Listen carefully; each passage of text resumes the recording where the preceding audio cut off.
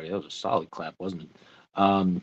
Welcome back to another episode of the Uncanny Spirits Club. Let me adjust my camera just a smidge. It's too much up on my bald head. And welcome. It's been a little while since my last episode. I finally caught up to everything, so I don't have anything like sitting in the wings all in advance for like 6 months while I make new episodes. So the last episodes you would have seen prior to this were the Dunkin' spiced coffees, which were on the whole a disappointment. Spiked coffees. Spiked coffee, that's what it was. Yeah. Spiked coffees, and they weren't very good. No. They weren't good. The mocha one I think ended up being the best one. The vanilla was best for me, but they were all mediocre. Yeah, but we're back to our liquor right now. Now we're not back into some heavy stuff. This is going to be a little bit lighter, but not by too much.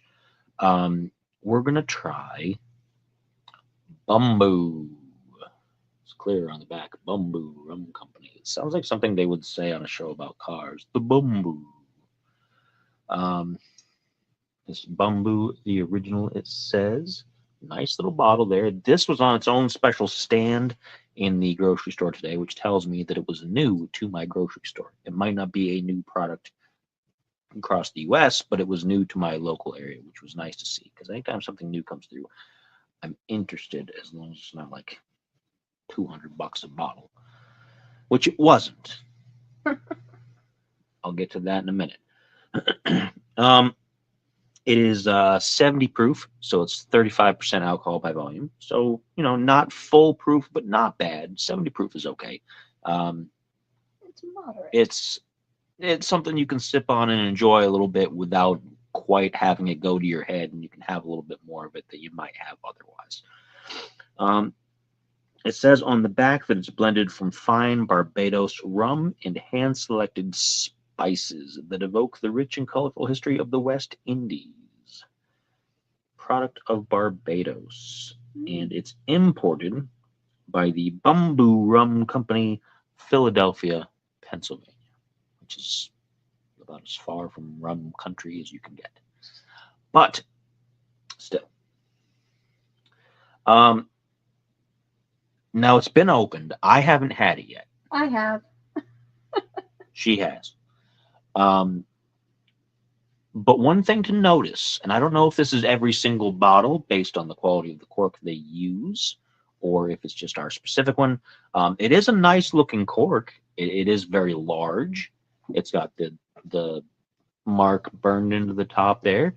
But the cork has disintegrated slightly inside the bottle. It left a little bit of stuff around the rim when we popped it out, and there's still a couple of floaties probably in here that we didn't notice. I don't know. I don't see anything right now, but I tried to get them there off. could be. So if you're going to have some of this, keep your eye out for some cork, because it could happen, because it's an organic cork, not a synthetic. We've had that talk before about which one is better, which one people prefer. And one of the downsides to an organic, I think an organic one will hold flavor a little bit nicer, but a synthetic one isn't generally going to fall apart due to age. No, it's nice and solid. On the plus side, it tells me that it has been in the bottle for a little while, so it has been aged a bit, not in the barrels, obviously. I don't know how long the barrel aging was. There's no statement for that on it at all, which rums don't always have. And that's fair, because that's more of a whiskey scotch kind of thing, so. But it has been in the bottle for long enough that the cork has started to want to drink it. But the cork makes a nice pop. Now, my cats are running amok, as they do sometimes. So if you hear a bunch of noise and running around, that's them. They will do that. You guys know that already. Still a nice, satisfying cork pop there. It smells really good. I did smell it earlier, and I'm going to smell it again.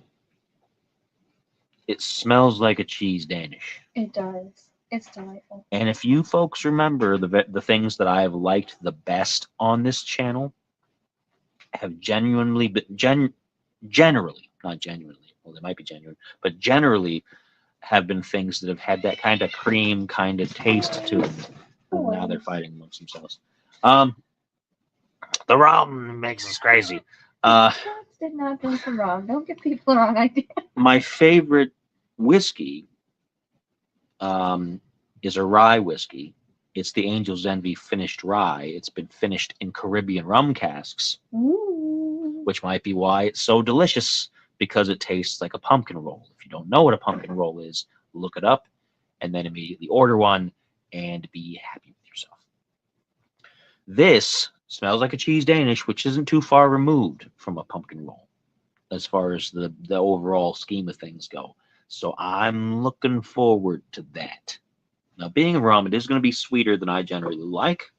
And because it's lower proof, it's going to be even sweeter, because the proof usually kind of helps cover up the sweetness of things. But I think it'll be fine. So I've got a couple of little drips of water in there. Which I reprimanded him for. You don't put water in your rum. It's not whiskey. Unless you're having grog, which then you do. But this is not. I'm going to set this aside there. It's a nice dark color too. Let me show you. It's obviously a spiced rum, because the spiced rums are darker rather than the clear rums. Some people prefer the clears. Some people prefer the dark. I usually always prefer the darker, the spiced rums. But that's because I'm not much into. Usually with the clearer rums, it's generally mixed with a flavor of some kind, like a fruit or something like that, or coconut, which is fine. But it's not usually what I prefer. So I generally like this kind of thing. I like all rum. But this was a modest $36.99 at the grocery store. Ooh. So it's in a good middle range between the Captain Morgan's kind of stuff and before you get up into the Diplomatico higher level stuff, which was a nice spiced rum as well. I liked the Diplomatico quite a bit. But it is more expensive. It's generally in the 50-ish range, 50 to 60, I think. I like this better than the Diplomatico.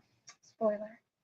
But so we're gonna give this a try. I don't remember the last time we tried a rum. It might have been the Erie Islands rum. Did you try the plantation rum? The plantation was probably the last one. I didn't know if you did a video with that. I drank that with my brother. Yes, I did a video for that, I believe. If I haven't, well, I guess I'll just have to get another bottle sometime. I will drink it. But it is delightful. It tastes like bananas. We're gonna dive into here. It looks nice in the glass, nice and dark, nice, good rum color. This is the kind of stuff I like, because I like the Kraken, which is very dark. It's black, just about. But good looking stuff. So once again, this is the Bumbu Original Rum. Yeah.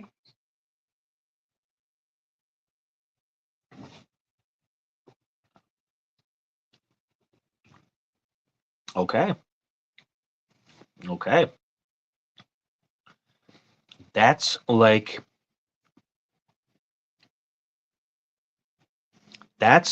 a chocolate truffle. Oh, see, I don't get chocolate truffle.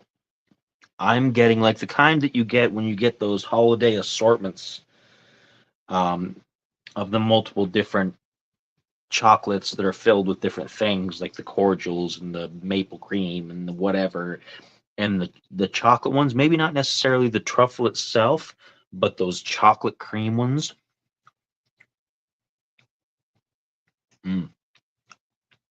Yeah, on that first sip, it is 100% tasting like one of those chocolate-filled chocolate goodies. See, I don't get any chocolate. Soft, velvety, kind of not chewy, not, like creamy. Melt in your mouth kind of things. Mm-hmm. Real creamy, super creamy.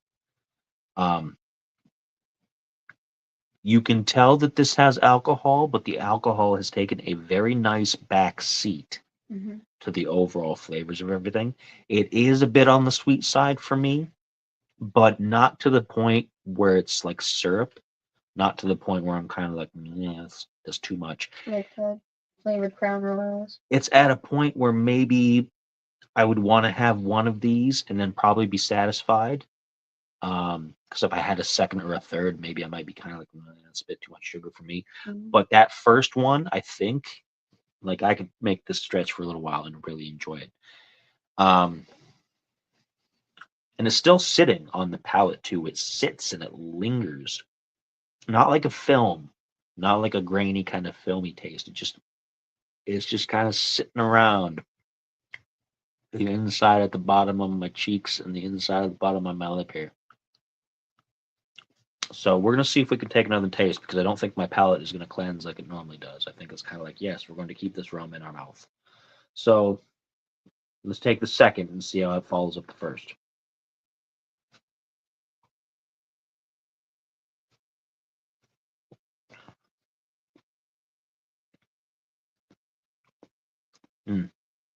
Very chocolatey, super chocolatey. A little bit of hint, a very bare hint of some dark fruit. Just a hint, as if maybe somebody crushed up some dried up dark fruits, like dark raisin maybe or something. Which people, I know that sounds probably kind of like raisin and chocolate. That sounds like it's awful to drink. No. It's not the direct flavor, it's kind of the essence of it, which sounds kind of pretentious, but if you're a person who enjoys your spirits, you know what I'm talking about, and I'm not talking out my backside here. Blackberry, raisiny kind of, it's good. Can I share what I think it tastes like and you can laugh at me? It reminds me of Southern Comfort, which I really like. I super enjoy Southern Comfort, as sweet as it is. It's one of those sweet things that I actually really like, but not as a light fruit. This is more dark fruit. So kind of like a balance there. So I think it tastes, I don't get any chocolate, but I'm less refined than you. I get a lot of vanilla. I get a lot of like caramel. And it tastes to me like you're drinking. This is gonna sound silly, but do you remember when Taco Bell had the caramel apple empanadas years ago? Some places still do, and sometimes they come back once in a while. It tastes like you're drinking a caramel apple empanada. It tastes exactly like that to me. Like a sugary, fruity kind of where it's almost a burnt sugar, where it's a caramel, but it's like almost like a. It's caramel, but I get pastry, like a flaky almost pastry, like a creme brulee sort of. And like yes, like a syrupy inside with some fruit. It tastes like exactly like that, and it smells like vanilla. It smells fantastic. But yeah, the smell doesn't smell anything of chocolate. No, well, I don't think it tastes like chocolate, but the smell tastes. And well, now that I've had a couple sips, the smell has kind of changed, so it smells kind of fruity. No, I still think it smells like. I think it smells like a cheese Danish. You were right, like vanilla-y and cream cheesy. Doesn't taste like a cream cheese Danish though. But all in all, pretty good stuff. I'm on my second glass. This is something that I would probably recommend if you're a rum drinker and you want to have a bit of flavor without having it being flavored with something else. If you're looking for something different from the Bacardis or the Captain Morgans or something like that, and it's affordable at $36.99. It's not hitting the wallet that hard. It's more than I usually spend these days, mostly because I'm budgeting and I'm trying to keep things more under control. But as a good compromise, it's not bad. I think it's worth the $36.99, honestly. Maybe a couple bucks cheaper. Maybe if it could be $34.99. $2 may not make a difference to a lot of people, but it can make the difference with taste for me. But I don't feel bad about it being the $36.99. I feel like this was worth spending. And I think this tastes almost like it'd be worth, if this was 10 extra proof and it was full proof, I wouldn't feel bad spending this at the $50 level because of the extra proof. But I wouldn't buy it as often because I don't like to spend that kind of money on alcohol anymore. I don't think it needs the extra proof. No, I'm not saying it needs it. I'm just saying if it was, it would justify even that level. As long as it still tasted like this. It's delicious. The higher proof would mess with that a little bit, but if it still carried this flavor forward with a higher proof, it would justify the higher price tag. So $36.99 is a good, comfortable range, in my personal opinion, for where this should be, and I think it's not bad in that area. I've certainly had things in that price point that were worse. Oh yes. And for people that aren't rum drinkers or haven't really tried a lot of rum, this would be a good kind of gateway into trying some new things. It would make a really good mixer too. This would be a good mix with a nice flavored cup of coffee. This would be great I would just with a cup of coffee. drink it as is. Why spoil the deliciousness? I mean, it's versatile, which is what I like about it. It's that you can take it straight up like this. You don't have to mix it. You don't feel like that's good, but I think to get the full potential, I should mix it with something. I'm not getting that impression. I feel like you can enjoy it like this. You can enjoy it as a mixer and enjoy it just as well. And it's versatile, and I like that. Not everything can do that. Yeah. A lot of things are kind of one or the other. Either they're really good on their own and you completely ruin them by trying to mix them with things, or they're not that great on their own, but once you put it in something else, fantastic.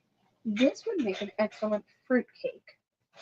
You know, you soak the fruit in the Mm. rum. This would be really good to soak fruit in to make either a fruit cake or like the rum balls that Matthew's mother used to make. It'd be really good. It's good stuff. So let me get the bottle up here again. This is, once again, the Bumbu. Bumbu rum. I feel like every time I say that, I should be Jeremy Clarkson. Bumbu. For some reason. I don't know why. Please don't It try to be sounds Jeremy like it would be Clarkson. like some car that he created that was some ridiculous machine that didn't work. But this is not a ridiculous machine, and it does work. It's once again 70 proof for a full 750 milliliters. It is $36.99. Organic cork, so watch out for cork pieces because we did get a few. And it's available in your local stores here in Ohio, at least. I'm sure it's available in a lot of other places. And the bottle is a nice enough bottle, too. It's got a nice little cross there. It's got a little picture of the Caribbean islands back there, Barbados. Mm-hmm. It's lovely. And I like it. So there you go. That's the Bumbu, which is also fun to say. And I'll catch you folks next time for the next episode of the Uncanny Spirits Club. So, as always, cheers.